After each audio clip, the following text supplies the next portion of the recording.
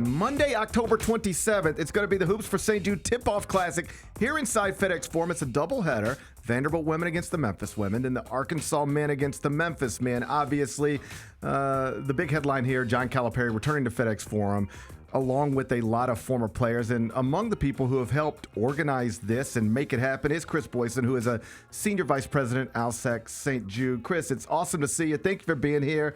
How you been? Been great. Thank you for having me. Appreciate the opportunity. So before we start talking about the event specifically, help people understand, like, what's a day in the life for Chris Boysen? What is Senior Vice President, ALSAC St. Jude? What does that mean? You know, what I do at ALSAC is I work on the event side. Right. So golf tournaments, FedEx St. Jude Championship, I work with that, in addition to 120 other tournaments around the country, dinners.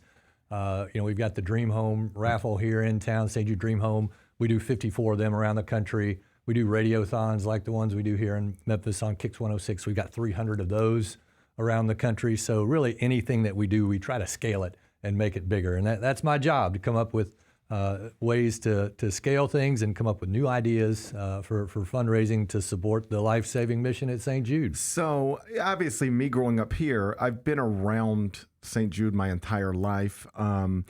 I've been to the hospital many times. I told the story over the past year. My youngest son's little baseball teammate has been a patient there over the past year or so, and has been taken care of in an amazing way, and like they're forever grateful, like, for everything that St. Jude does. We had Wiffle Stock just a few weekends ago, and we had a home run derby to raise money for Ronald McDonald House, and Maddox, the little boy, was able to come to that, and it just sort of to put a face in home, to allow everybody to sort of, this is who we're doing this for. We're helping this young man and changing the lives of this family.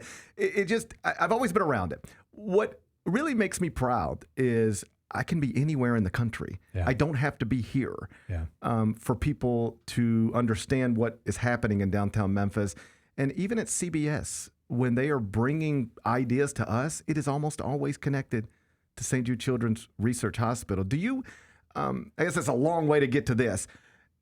I know your job pulls you in a lot of different directions, but it must be satisfying to recognize how, I think, willing and enthusiastically people are about trying to help you do your job, which is to raise money for this amazing place. I'm constantly blown away at the heart and spirit that people have for our mission. Like you, I grew up here. Right. And, I knew about St. Jude. I really got pulled in when I was in college. There was a buddy of mine, his name's Tim. He started dating a girl who was a patient at that point, and she was not at her best. She had lost her hair due to chemo. She was bloated. He fell head over heels in love with her, and so I kind of followed their journey as they progressed. And fast forward to her, when kids have their last day of chemo at St. Jude, we throw them a party. Right. And so Tim waited for her in the lobby. He had balloons and flowers, and cameraman from one of the local TV stations. She came out. He got down on his knee and proposed to her in the lobby of St. Jude. So I was in their wedding. Wow. And so I got that up close version of St. Jude that a lot of people don't get, and I was hooked at that point. Yeah. I was working elsewhere at the time, and Ann was the patient. She came to work at ALSAC, and I told her, if something ever comes open, let me know. And she did, and I've been here 30 years. So to your point, I see that heart and spirit and love that people have for St. Jude, and it blows me away. Every time I go to one of these events, we cover events across the country, and you don't have to be in the Mid-South for people to know and love St. Jude. That's exactly right. And one of the things I always tell people, I guess by definition, you never want to be there, right? That's right. The only way to get there is you've gotten some really bad news. That's right. But man, if you get that bad news, you're going to be really thankful and appreciative and blessed that you are there, because I just remember these feelings, and I'm certain they're not unique to me. I'd go over there, I'd get asked to come over and just like read to kids or hang out with kids, and they don't know who I am. But I just remember meeting a teenage girl, and she had literally got the diagnosis yesterday. Yeah. And this is all very fresh, and I just can't imagine how your whole world's just turned upside down. Like with my son's baseball teammate, like he was swimming at our house on a Saturday, and on Tuesday, like we were on this path. Life has changed Yeah. quickly. And it's just amazing to see there's a certain level of comfort that sets in with the families that I was able to pick up on. Like, they're rattled, they're confused, they're scared, but there's that hospital and the people there have an incredible ability to just calm things and make you feel encouraged about a discouraging situation. That's right. And I guess you see that every day. Yeah, the hospital has a way of wrapping their arms around the entire family. Yeah. Of course, the patient is front and center, but just as a for instance, a lot of times the siblings will come in and they've got a program that is geared towards the brothers and sisters of the cancer patients, because what they see is their brother or sister getting all the attention. Yeah. And what they don't see is what their brother or sister is going through. They're not feeling those effects. And so it's a way for the hospital to kind of bring them along and let them know what their sibling is going through. And likewise with the parents, we try to take care of the entire, it's a very holistic approach that we take at St. Jude. And, it's important because, a diagnosis of cancer is incredibly difficult on a family, especially if they've had to come from, another state or another country to be here. Yeah. I'm talking to Chris Boysen in studio. Let's turn our attention to basketball. Yep. Obviously, you've had this idea. It's the Hoops for St. Jude Tipoff Classic. This is year 2. Right. Exhibition. The Big Hook, John Calipari, and the Arkansas Razorbacks are coming here.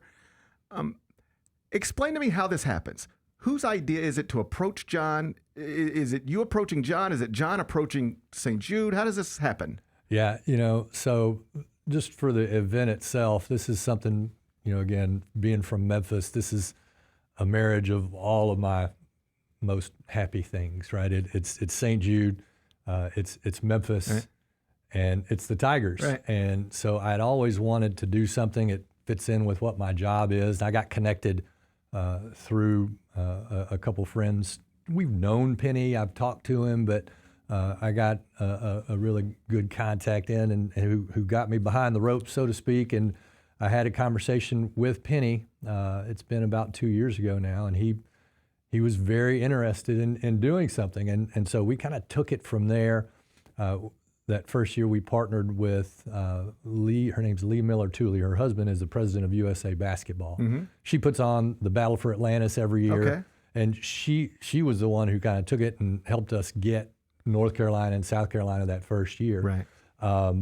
My first wish, that even last year, was to go after Coach Calipari. Again, having gone through all the emotions of that team and Cal and having him go to Kentucky and leave us, I wanted to approach him. I wanted to give him a chance to come back here because we haven't been able to do that. Right. Haven't been able to do that.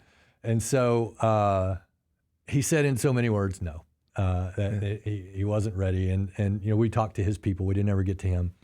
And so then again this year, I thought, well, let's try it again. And so we got connected to Chris Woolard, who was with CUSA for years and then joined him at Kentucky and now is with him. He's his director of basketball at Arkansas. So Chris and I started talking. Tim Duncan connected me to him. And, I told Chris, I said, look, we want to do this not only for St. Jude. We want to give Coach Cal an opportunity to come back, but we want to also recognize the players. And no sooner than I said that, 3 days later, Coach Cal called me himself. Wow. He said, I am in. Let's do this. Let's make it happen. How's the Pinch District? Like he immediately went back into Memphis mode. Oh, wow. That's nice. Which was really cool. Yes.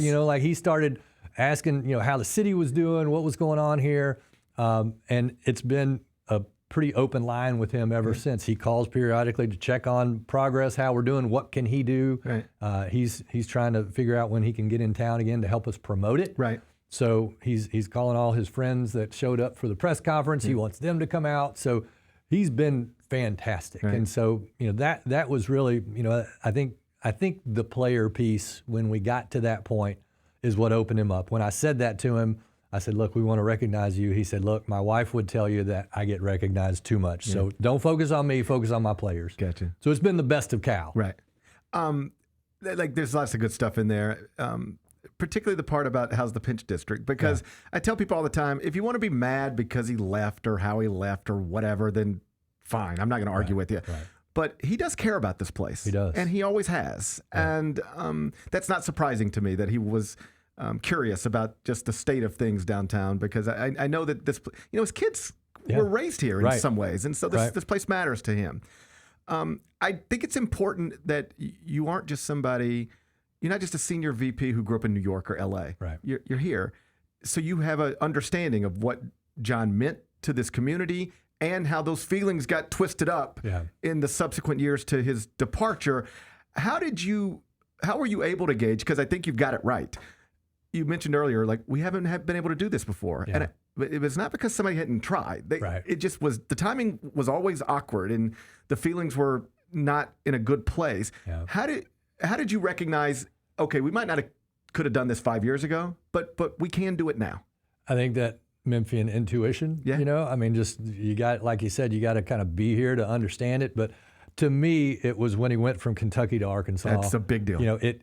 It created a little bit more distance. Yes. There wasn't that just disdain for Kentucky that Memphis fans had grown with for the past 15 years or so, where we just rooted against him every game. Now he's at Arkansas, which again, it's a rival, but there's that distance, and I think that helped him too. Yeah, because he, again, it was a pretty quick no when we went to him then, and that second time it was a pretty quick yes. Yeah. I think. I'm not surprised he wanted the players to be a part of it. I think there's sort of strength in numbers, protection in numbers. Like if there's anybody out there still feeling a weird way. But like he also wanted all his players at his Hall of Fame induction. Like he does care about that stuff. Do we have a sense for how many players are going to be here on October 27th and the big names that everybody would look forward to seeing? Yeah, look, I got a list from Tim Duncan this morning. We've got about half of all the players that had ever played for him so far have committed.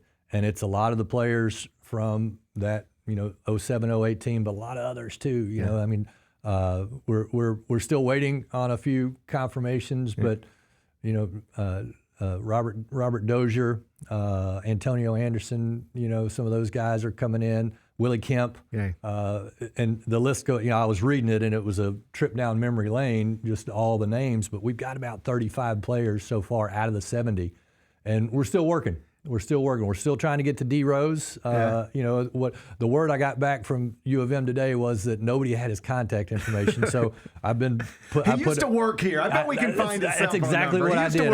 I contacted the Grizzlies immediately. I was like, you guys should have his information. So we're going to get to him, and hopefully he gets back. But even if not, we're going to have a great showing. I would. Derek's busy. He's a father. Yeah. He can be here or not. That's up to him. That's right. I'm not making other people's travel plans. Right. But I would like for him to feel that too. Yeah, I agree. Because he left here, I don't even know if people remember this, but it was like you lose the national championship game, and then he was just, he got into a fight. There was like a thing, there was an altercation. That's right. And then they got him out of here, and he just sort of never, there was no closure ever to anything. Yeah. And then the academic stuff, the standardized test, and I think he was sued at one point, and I loved that he came back here and was able to live here for a minute with the Grizzlies, because it allowed him to, and his family, his kids, to see how much he mattered to people here, and maybe that was helpful for him. But I would like for him to stand in FedEx Forum and be recognized by Tiger fans. If he can be here, that'd be a sweet thing to see. 100%. How can you? Obviously, people talk about attendance in the city all the time, whether it's at Simmons Bank for football games, Grizzlies games. We want this to not just be a doubleheader of basketball, but we want it to be a night that people remember and remember fondly. And a lot of that will be determined, I think, by what it looks like. Yeah. How many people are there. That's right. If I just turned it over to you and asked you to try to explain to people how important it is to get downtown if you can get downtown. Not just to make the night, but to, again, raise money for this amazing place less than a mile away from us. How would you go about doing that? I think, Gary, the first thing I would say is look at what you're helping make possible here in Memphis, Tennessee. Right. When St. Jude opened its doors in 1962, the survival rate for childhood cancer was about 20%. Right. today for all childhood cancers, it's north of 80%, thanks to breakthroughs that have happened at St. Jude. And so this is another thing, and I told it to Andrew, Maddox's father, because like I'm familiar with these numbers, just from. And so we get the phone call and we understand what's happening. And I said, I'm not going to tell you not to be scared, because I would be. And I'm not going to tell you not to cry, because I would. But what I'm going to tell you is the truth. If this happened in 1960, you got real problems. Yeah. Right now, you're going to make it. That's right. You're an 80% free throw shooter at the free throw line. That's right. You feel good about this. That's right. And I hope every family understands those numbers. It is a gut-wrenching thing to I can't imagine. Yeah. But as soon as you can go, all right, we're okay. That's we're going to be fine. And the numbers back that up. That's right. And look, we're also still working, because there's 1 in 5 in the United States that don't survive their cancer. So a lot of work to do. I would then take that out to a global perspective, where in many countries that survival rate today is less than 20%. Right. So there's so much work to do there. Real quick, I went to Africa in May. A lot of people don't know this, and this is what support of St. Jude means. We're able to go out into these countries, train. Like with this particular visit, we had institutions from all over sub-Saharan Africa come in. We train them on how to fundraise, and our doctors and researchers train them on how to treat cancer locally. I was in a hospital there. There were 20 kids in a room, and the conditions are about what you'd think they would be, right? The beds were in a hallway, lying down the hallway, about 20 of them. They were rusty. The floor, you could see the subfloor underneath. The tile was coming up, and the medicine refrigerator was like the worst dormitory fridge you've ever seen in your life. The conditions were terrible. Right. They had one room that they were all sitting in, about 20 of them. It was their den, it was their cafeteria, it was their school, and these kids were laughing and smiling and happy. And the math hit me as I stood there looking at them, because if you apply the math in Kenya and many of these countries, like I said, the survival rate's less than 20%.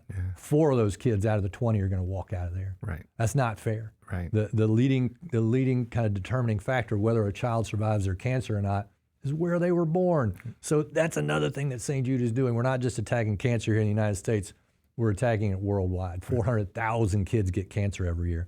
So that's the first thing I would say, just what St. Jude is helping make possible worldwide in this fight against cancer. I think the other thing is it's about Memphis. Yeah. You know, you think about this city right now where we are, there's so much to feel good about. There's a lot to be apprehensive about. Sure. You know, you can look at it from 2 ways, but we've got a chance for a 5-hour infomercial on ESPNU. Lady Tiger's going to be on national television. I don't know the last time that happened. We got the men's team, but it's an infomercial for the city of Memphis. That's right. And that Memphis has been an incredible host to St. Jude Children's Research Hospital since 1962. And part of what we do, we like to give things back. You know, I helped work on the marathon to get that started. And that, you know, we have an economic impact of north of $40 million through that event. So we love to do things like that shine a spotlight on Memphis, because Memphis has been so good to us. What a message that would send to the country to see a packed out FedEx Forum. There are people coming downtown, not scared, excited about rooting their Tigers on, and excited about supporting St. Jude Children's Research Hospital. Yeah, I do think it's important for all of the reasons you stated, and just for the visual. Like, it was a year ago where they finally brought in an official capacity Rick Pitino back to Kentucky inside Rupp Arena to be celebrated in a similar fashion. That was for Big Blue Madness, not an exhibition, but they brought him out and it was packed, and he got to feel that, and it looked the way it was supposed to look. And I just hope that on Monday, October 27th, that we are able to create a similar scene. That's right. Where, John gets to feel an appreciation from people who may have felt a certain way at a certain time, but at another time they had an incredible admiration and appreciation for what he was bringing to the city. That's right. And if we can all get together on a Monday night and celebrate that, that would be a really special night. So I hope the community responds. Tickets are available. Ticketmaster.com. Ticketmaster.com. Tickets available. Hoops for St. Jude Tipoff Classic. It's a doubleheader. Memphis women against the Vanderbilt women, then John Calipari and the Arkansas Razorbacks against Penny Hardaway's Memphis Tigers. Again, Monday, October 27th. On behalf of Memphians, Memphis alums, and just as Andrew and Maddox's friend, thank you for everything you're doing. Thank you for creating this event, and I look forward to seeing you on Monday night, October 27th, and shaking your hand and looking up and going, wow. That's right. This is a nice night. That's right. That's going to happen. Thank you, Gary. Thanks. Chris Boysen, VP, ALSAC, and St. Jude, the hoops for St. Jude Tipoff Classic. Again, Monday, October 27th. John Calipari back inside FedEx Forum. Tickets available right now. You can get them. Ticketmaster.com.